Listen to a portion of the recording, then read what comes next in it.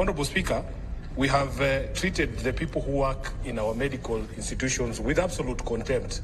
I remember last year, in the last session, medical interns were seated here, and we as a House had made a promise to them that we were going to support them to ensure that not only are they absorbed into the workforce, but also that they are treated well and fairly and remunerated in accordance with their qualifications. I remember the big debate on whether interns were actually interns in the sense of the word that is used, as is used in other professions, or whether these were in fact qualified medical practitioners, Honorable Speaker, and full doctors who were being mistreated. I remember there was a long period where there was a doctor strike.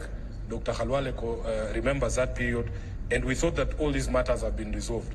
Honorable Speaker, we speak to some of these interns, and some of them who were lucky to get employment in places like this gentleman in Thika Level 5, others in Nakuru, even here in Nairobi.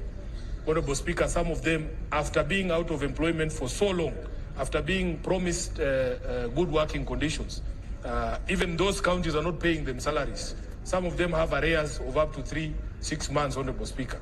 So as a House and the Health Committee that has just been reconstituted, we really need to be serious about our medical health practitioners. Yesterday, Honorable Speaker, we were talking about the way the community health promoters are being treated.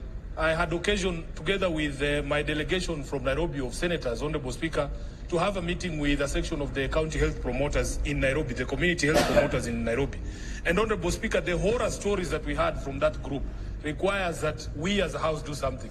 Honorable Speaker, you can imagine people going to work without basic protective equipment. Here in Nairobi, Honorable Speaker, when it rains, and most of these community health promoters are working as frontline workers in places such as our slum areas, Honorable Speaker. When it rains, you cannot go in there without proper shoes or gumboots.